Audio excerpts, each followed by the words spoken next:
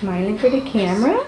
Newborn Charlie made Jenna and Sam Henriksen a family of 4. Coming home with Charlie, obviously there's a ton of joy there, but it almost like reopened the grief. Are you going to be a big brother? Grief. Does mommy have a baby in her belly? Because only 3 of them are here today. It would be exciting to see, oh, you know, you look so much like your brother, or, you know, oh, you do that thing that your brother did. But when his brother's not here, it's a reminder of what you lost. Yeah, it's excruciating.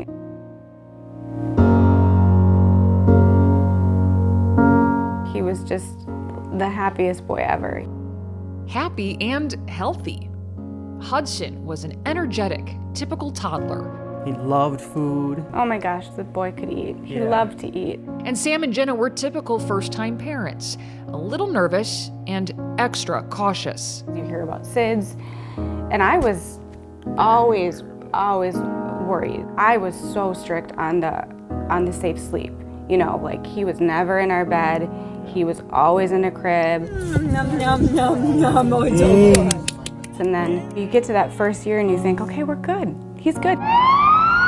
That comforting feeling washed away in the middle of the night, January 8th, 2024. I didn't know that you could put an 18-month-old to bed and they could just not wake up. I started CPR on him, and then the paramedics got here and they took him. I mean, the rest of it's just like kind of too hard to get into, honestly. And when the autopsy did come back, what did it say? Absolutely, it's perfectly healthy. Perfect brain, perfect heart.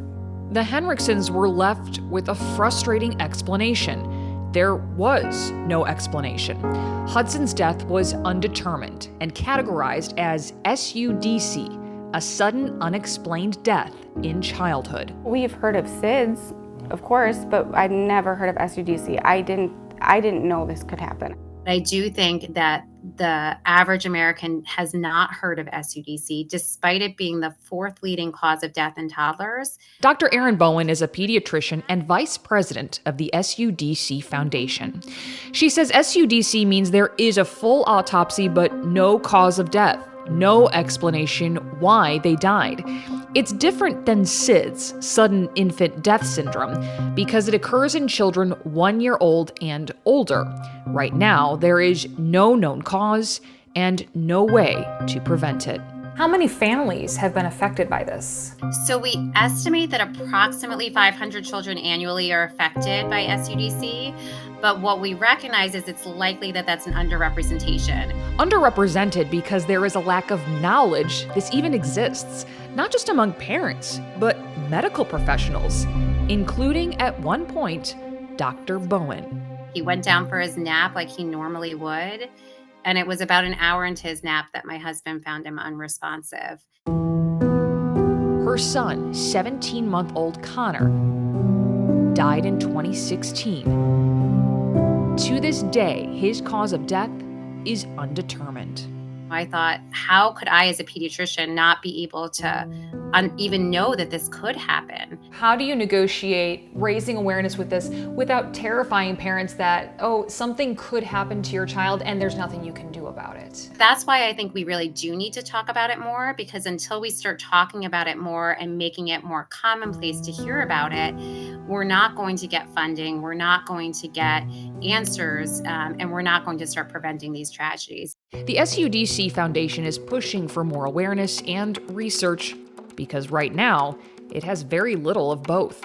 For comparison, SIDS is more well-known and more common than SUDC by about 4 to 1, but the funding and research disparity between the two is 500 to 1.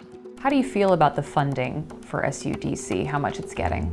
Well, it's getting nothing, so I don't feel great about it at all. Most of the SUDC Foundation's funding comes from private donations, families who've experienced SUDC's horrors firsthand.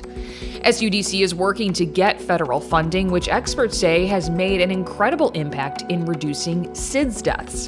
In 1990, for every 100,000 babies born, more than 130 died from SIDS.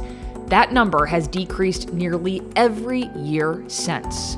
The National Institutes of Health attributes this to research on safe sleep for infants and a public awareness campaign to alert parents of risk factors. I think that it's a good lesson to say when we put funding and education in, we can see a difference because we have seen a difference in that world for sure. More funding for SUDC could mean more answers on what connects these unexplained deaths in children. I don't know that it's the same thing that, caused every one of these kids' deaths, but, we don't know that unless we start looking into it. More data, more research, more funding, so fewer children lose their lives and fewer parents live in fear. Everyone says, okay, 1 in 100,000, it's so rare. And it is rare, and the idea is not to scare people here, but it's not rare enough. There is some information that connects these children. Experts say about 95% of SUDC deaths happen in a sleep state.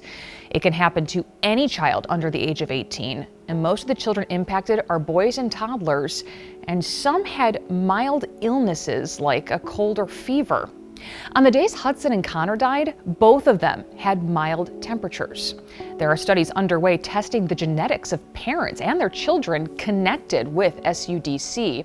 The Henriksons are part of one of those studies, but they say so far, researchers have not found any answers in Hudson's genes. Other research has found an increased history of febrile seizures for some of the children, which could explain a portion of the deaths, but not all of them.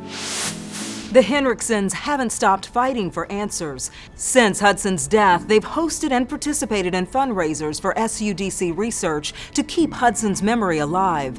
Their May 2024 fundraiser, Huddy's Hike, raised more than $50,000 for the SUDC Foundation. Jenna also helped launch a group for bereaved moms in St. Paul, Minnesota. For more information on SUDC and other awareness efforts, head to sudc.org.